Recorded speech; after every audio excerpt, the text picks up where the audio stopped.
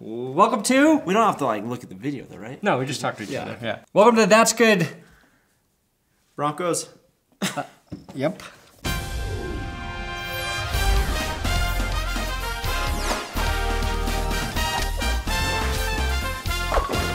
I'm Brandon Perna here with Allen Sharpe. We decided to do a podcast, off-season podcast. Wanted to talk about, I don't know, the Broncos maybe? Oh yeah, they're a team. We were just throwing the football for a while, getting in that off-season work like Paxton Lynch has been doing and Trevor Siemian, but the throws we were making were a lot more difficult. We were playing on grassy terrain that was rocky at best. I don't even know if you can call it grass. We could have sprained an ankle. There were spots of grass, spots of dirt, spots of just sharp rocks. Used fireworks. There was some sort of crowbar in the field. There was a baseball. And this is where children play. Yeah. A baseball too, which we took. Yeah. Because we don't want kids playing baseball. They should just be throwing footballs out there. But Allen Sharpe and I were talking. We talked a lot about the Broncos while we were throwing the football and decided, hey, why don't we do a podcast? Share our brilliant thoughts with the world. And Allen Sharpe, this is going to be... Let's talk about you first. It's going to be a rough season for you because you're going to be trying to watch the Broncos out of country. Yeah, that's right. Job opportunity with the wife. We're going to move to Eastern Europe, and it's about 9 hours ahead of our time zone here in Denver. So it's going to be interesting, but I will be able to watch, so that's the main thing. What are you getting, the Game Pass? Going to get the Game Pass. I looked into it. They have the approved countries in Europe. You're in one of them? I'm in one of them. What countries aren't approved? Do you remember any? Well, no, it just has it alphabetically listed. Okay. There's like 30 countries. I don't know all of them, but there's Croatia. some weird countries that I've never heard of that are on there. Croatia's on there. Okay. And, so it'll be good. I just won't be able to. It works out perfectly. I never really understood the Game Pass personally for a fan here in Denver. If you're a Broncos fan, I guess, but you don't get to watch the games live. It's just the day after you get to watch any game. But for me, though, when it's live, it's going to be, it could be after 10 p.m. Because once we fall back, I think we're only 8 hours ahead. But anyways, if the game comes on 2 p.m. here, 2:15. It's going to be 8:15 or 10:15 where I'm living, and then I'll have to work Monday, so it would go in, 3 hours. So the next day I'll have access to every single game, especially, the one I'm interested in, the Broncos. So. Right. And since they don't have social media there, you'll never have the game spoiled for you. Yeah, I don't think anyone gives a shit about the Broncos where I'm going to. So I will just... turn off notifications. I'll get into the groove. You have to get in touch with Broncos Europe. They're a fan group. I was on their podcast, and they retweet all my videos. Okay. They're pretty cool, but they're a big group of Broncos fans based in Europe. So I'm sure at some point they'll have some sort of meetup, maybe somewhere in Eastern Europe, and you can at least meet some European Broncos fans. Absolutely. I think what I'm going to do is pretty much change everyone's, ideas about sports in Europe. I'm going to make sure everyone's a Bronco fan. They all are going to listen to your show. It's going to be... We're going to go international. It's pretty sweet. Yeah, so Allen Sharpe is going to teach Eastern European kids how to throw footballs. Mm-hmm. He's going to get them passionate about the game, and he's going to teach them that the Broncos are the best team on earth, and then he's going to teach them to say, fuck you, Tom Brady. Yep. It's standard education. Yeah, I mean, I'm pretty sure anyone who moves to Eastern Europe, that's their priorities. So yeah. If it still even exists for a while. A lot of turmoil over there. In Eastern Europe? If Eastern Europe exists? Yeah. Well, let me tell you, my friend, I know nothing about the region, but I heard it's in turmoil. I'm going to Chisinau, Moldova. It's Chisinau. Probably heaven on earth. It's known to be the poorest country in Europe. There's a lot of human trafficking going on. So that's bad. But so it is like Taken. Yeah, except I don't have any special skills. You better fucking learn. After this, we're going to practice karate to keep Allen safe. That's right. Which, I took karate. I know, karate. Karate.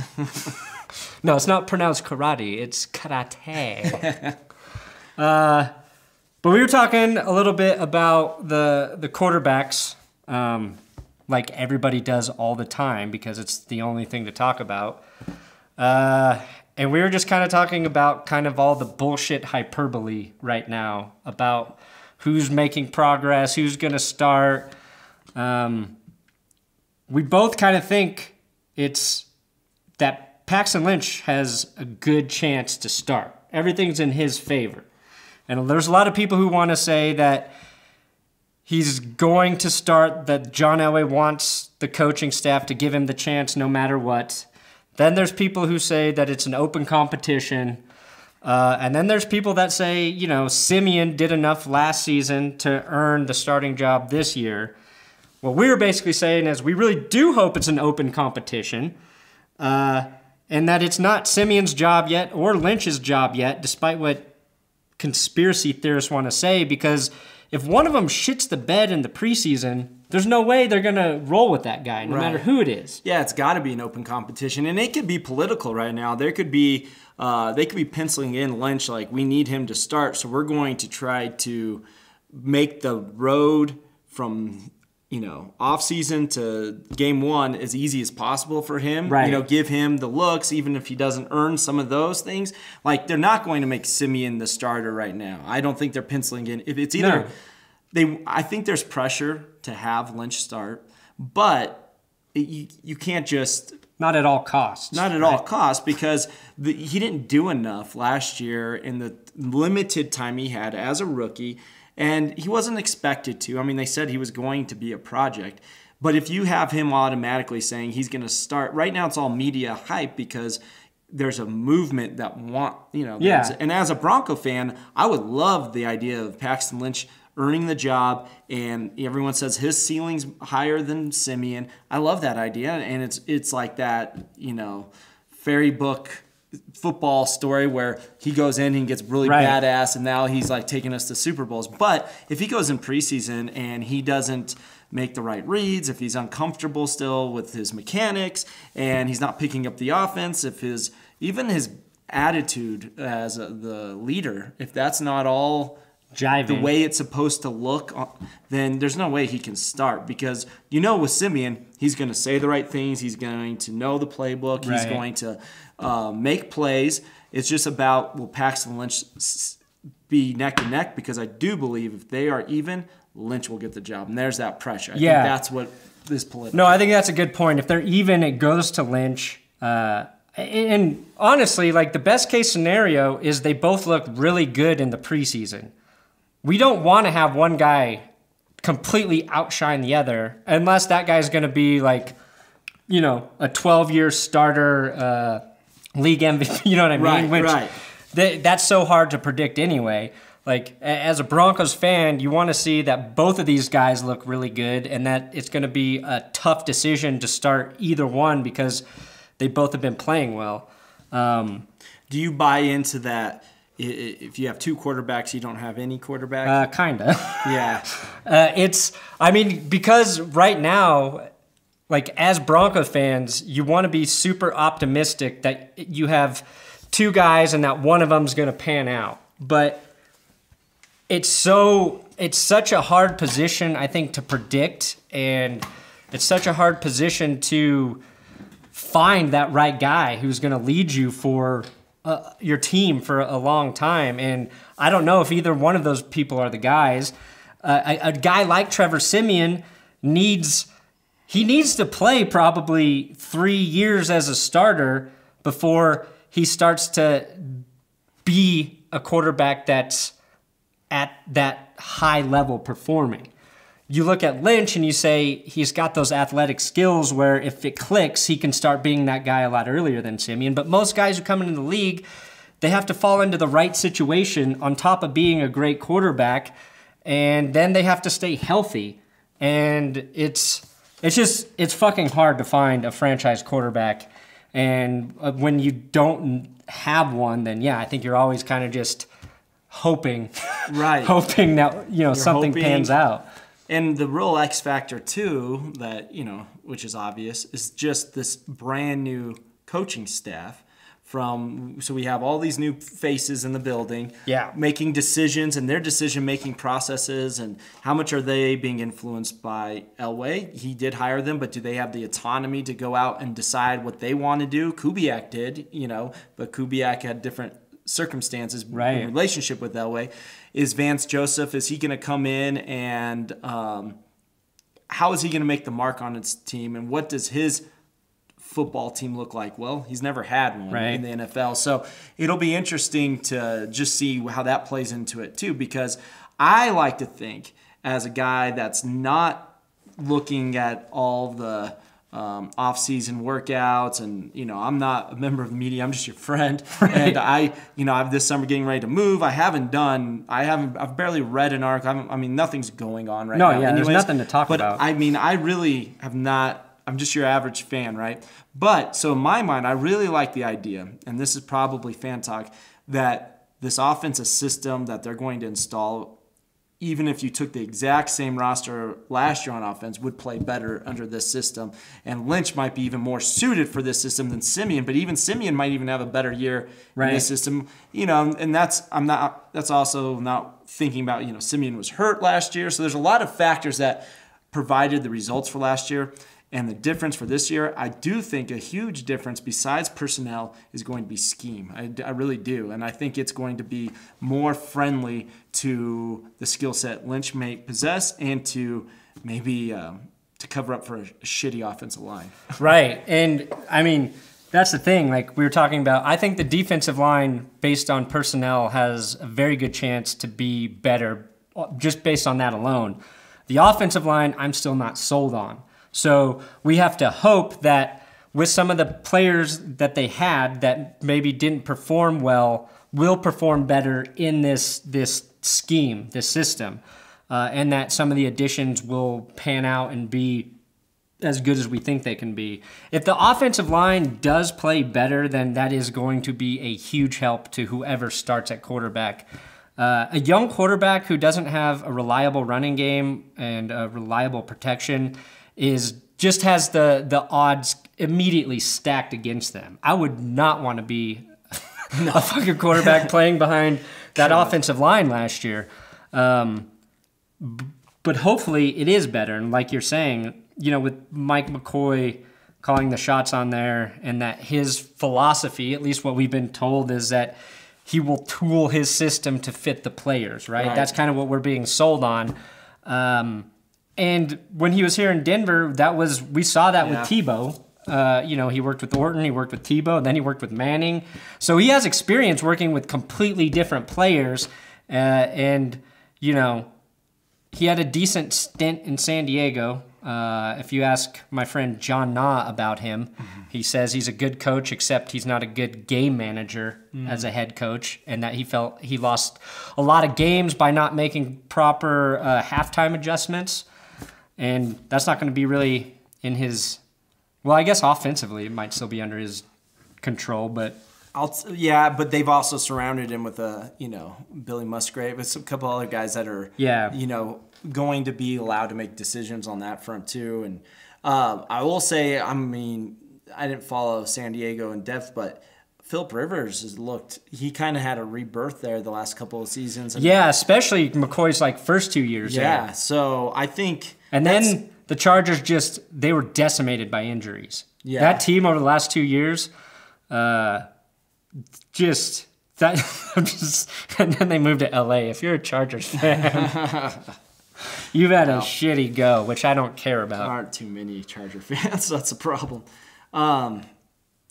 So I think there's reason to be optimistic. I also, what everyone wants to know is what the long term is going to look like with the team too. It's just so many new things and new pieces. It can get exciting and then a little bit, overwhelming because there's so many pieces. And the one thing though I think we can hang our hats on though next year is the defense, because there's not going to be as much change on that side of the ball. Right. No, the defense could be great. It's on paper, the defense should be definitely a top 5 defense. In my opinion, will be top 3. But a big part of that also hinges on player health. And depth at positions, because the defense the last 2 seasons has been pretty lucky in that they've kept, all their guys healthy, and that when guys do get hurt, it hasn't been season ending. Talib missed a stint last year. Derek Wolfe, the Super Bowl season, was suspended those first 4 games, which probably helped him stay healthy too. Yep. And I know Brandon Marshall was hurt most of the season, but he played. So they've been fortunate there on the defensive side of the ball. Losing C.J. Anderson last year to injury really hurt him. So I think that's another thing that will be interesting to watch is the running backs. If C.J. can stay healthy, I think that'll be huge. If Jamal Charles, for some reason, can stay healthy, which I'm not sold on, but if he can, and maybe more of a limited role, Devontae Booker in his second year, and then, they have rookie.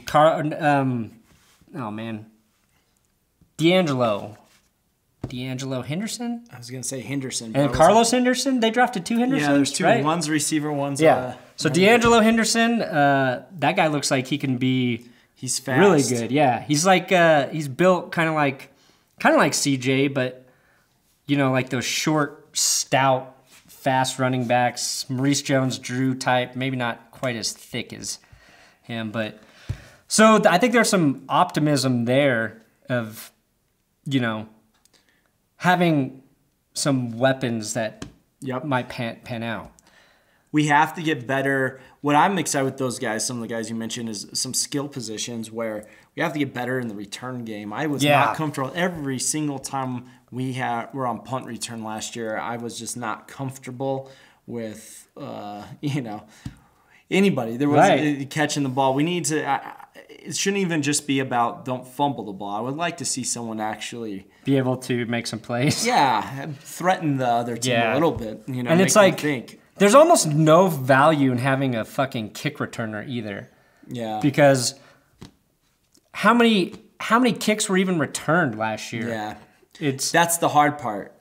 But you can see like that year with Manning's first year with Holiday. Yeah. He was dynamic, one of the most dynamic Bronco returners, and yet, you're right. We ended up cutting him because that is still such a limited role and such a limited time to make an impact, and it's so hard.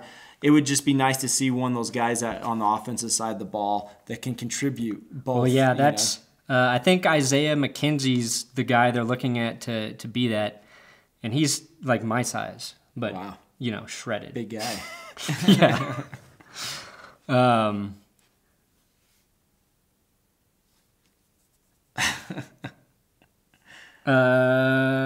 I mean, and then they got to find a third receiver too. That'll be the other thing. We know you have DT, you got Sanders, and then there's a lot of guys there. Slot. Yeah, and that might be Carlos Henderson. You've got Benny Fowler and Jordan Taylor. One of those guys has to kind of emerge as a reliable, third target for whoever's playing quarterback, and your tight end. Cody Latimer, which has been a very strong special teams player. Right. And with the loss of Kayvon Webster, makes me think like he has a good chance to stay on the team, even though he has put himself in a situation where he's expendable. And every year, But he was expendable before that. Every training camp, you hear like the same thing. It's like Cody Latimer looks amazing. He's so athletic, so talented. And once the season starts, like he falls off. And with Kubiak's system, like your third receiver almost never even gets looked at. You know what I mean? It's your 2 guys and tight ends are your options. So more guys should have opportunities to make plays too. That should be a big thing we notice, that's different. And it's funny too. Like I remember when they signed Kubiak, I was so excited thinking that he and Manning were going to be able to work together, that they did run completely different things, but that they'd come together to run something, but also because we saw the Broncos win those first 2 Super Bowls in that offensive scheme, right? Mm-hmm. You run, throw, and your run opens up the passing game. I thought that was going to be the thing that happened. And by the time he left, I think we all fucking hated that offense. God. And they didn't have the right personnel to run it. Right. And it needed to evolve because of the way, some of the rules and things have changed.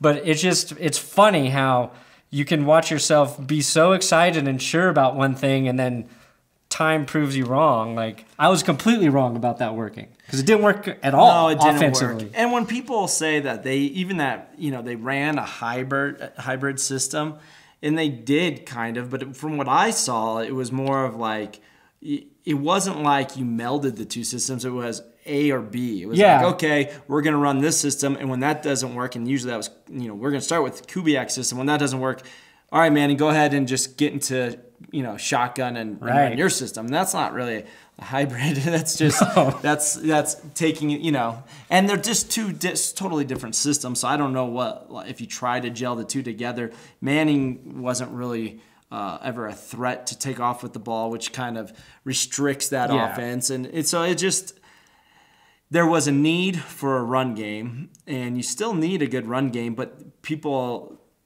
have shown that you really just need to be moving the ball. You need to be able to move the ball down the field. And it sounds, simple, but if you can do that with the run, then you can control the game. Yeah.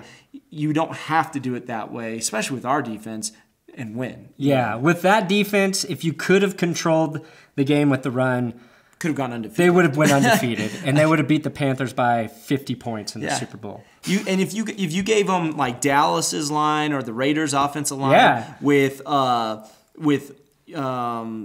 let's see, what's his face from Seattle, Wilson running quarterback, and Ezekiel Elliott running. Yeah, I know this is like dream team, but I'm just saying with that then that system, because some people think it's an outdated system, but it would work. I guess. I mean, Atlanta ran it. Ran the system. Kubiak ran it in Baltimore and it worked well with success there. But yeah, it just the right pieces weren't there. And maybe if Kubiak had, another 3 or 4 years to keep putting it together, but I don't know. I don't think their offensive line coach, I forget even his name now, I don't think he was very good, and I don't think Rick Dennison was the right guy to be there as your offensive coordinator when Kubiak was calling the plays anyway. So that's why we are, or where the Broncos are now, is it's just like so many decisions just affect everything. And when you look at all the shit that we know now, the fact that the Broncos won Super Bowl 50 is like, it's crazy. It speaks so much to how good that defense was. Like, people want to rank defenses, and you got your 85 Bears, and they talk about, the Ravens and the Tampa Bay Buccaneers. That Broncos defense was as good as any defense I've ever watched play. Granted, I was 1 when the 85 Bears were playing, so to me, they didn't even fucking exist. Right. But it's cool, too, that we've got to see the Broncos win Super Bowls in 2 completely different ways. And even get there with Manning in that offensive season where they were a completely offensive team. 2 years later, it was 180, Right.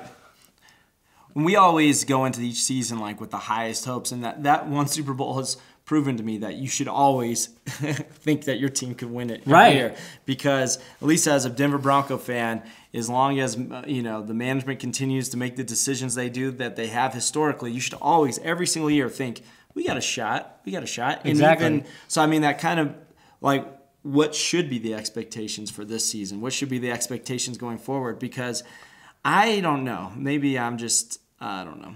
When I hear Broncos expect to be in the playoffs, I'm like, yeah, that should be every year, though. I want to be able to compete for a championship. You get used to it. You get that taste in your mouth, and you assume that they'll be back at least the AFC Championship game over and over and over again. There were some bad bounces last year. We could have won a couple more games and gotten to the playoffs. That's every season, every team. A couple plays will determine the fate for their team, unless they're like the Browns, which it's sealed before the season starts. But the Browns could be turning a corner soon. And what I'm going to talk about in my next video is I think the Washington Redskins are going to turn into the Cleveland Browns of the NFL, because it's an organization run so shitty right now. They couldn't even get a deal done with Kirk Cousins, probably because he doesn't even want to be there because it's so stupid. And I think next offseason, if Lynch or Siemian doesn't emerge as a definite guy, the Broncos should go after Kirk Cousins. He's going to be available, and the Broncos should have the money to bring in a guy like him. And over the last 2 seasons, he's been a top 10 quarterback. He threw for almost 5,000 yards last season, 67, 69 completion percentage, like 25, 29 touchdowns, 10, 12 picks. And he was drafted by Mike Shanahan. Drafted by Mike Shanahan because he didn't even want to draft RG3, but their GM at the time, something Allen, I forget, Dave Allen or some shit, traded 2 first-round picks to get up and grab RG3. And he looked like he made the right decision after for a year. First season, yeah. But I forget who said it, too. It was some ESPN analyst said, I think RG3 will look like the better pick his rookie season, but Andrew Luck is the guy that long-term will be a better quarterback, and we'll see that. And rarely do you see people say shit that spot on. I wish I could remember who said it, but that was exactly true. Yeah, that exactly is what happened. So you heard it here first. Kirk Cousins to Denver in 2018. Allen Sharpe will be keeping everybody updated in Moldova about the Broncos. That's right. Anything else we should talk about? No, I don't think so. They're going to keep Janovich, right? You think? He's a good special team. No, he's too good. Yeah, he's an athlete. Yeah, McCoy will get him more involved because, one, he can block like a beast.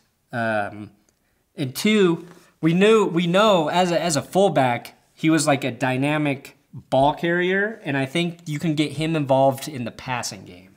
You know what I mean? Almost as another tight end coming out the backfield. Almost like a tight end since we don't really have. Mike McCoy should be drooling over like what he can do with a guy like Janovich, even if traditionally McCoy hasn't like utilized that, which I don't even know how much they've run with one. But here, I think what we can do is just end on a prediction. Okay. So I'm going to predict that I'm not going to predict who's going to start, but I'm going to predict whatever quarterback starts, they will not finish the season as the starter. I kind of agree. Right when Jake Butt comes back on the lineup, the first quarterback will suffer some mild injury. The other quarterback will come in and have a couple more offensive weapons. The offense is going to start gelling better, and they're going to just look a lot better because the whole team is going to be doing much better. Right. No, I think that's what I think we've talked about before. Like I said, I think Siemian might start, although now I feel like Lynch is going to get to start the season. But I think Siemian will start and get hurt, and then Lynch will take over, and Siemian won't get a chance. But that's just because Siemian's been injury prone. But I like your prediction. I'm going to predict the Broncos. I feel like they'll be lucky to get over 10 wins this year. I could easily see them getting 12, but I could see them going 8-8 again because there are so many things that changed. And rarely in the NFL... we have a tough division. We have a tough division, and rarely in the NFL, when you have a ton of change, does your team come out and dominate. It usually takes a year for that to work. The Broncos got lucky when they brought in Kubiak and they won a Super Bowl in the first season. And it wasn't even Kubiak, it was Wade Phillips that really, made the team crazy good. Right, it wasn't like the whole season we were dominating people. It's like if they could have had Adam Gase stay with Wade Phillips, the Broncos would have won back-to-back Super Bowls. And if they just would have drafted, like Brandon said, Peyton Manning, that last year Elway was here, or whatever. Could have had Manning that whole time. Yeah. You make a trade. You trade John Elway, and you get Peyton Manning. Oh. And then Peyton Manning is GM, but he brings John Elway back to win Super Bowl 50. Thanks for watching another episode of That's Good Sports. Subscribe here on YouTube. Give me a follow on Twitter, @BrandonPerna, Instagram, @BrandonPerna. And if you're in Eastern Europe, I dare you to try to find Allen Sharpe. Bună ziua, doamnișoară!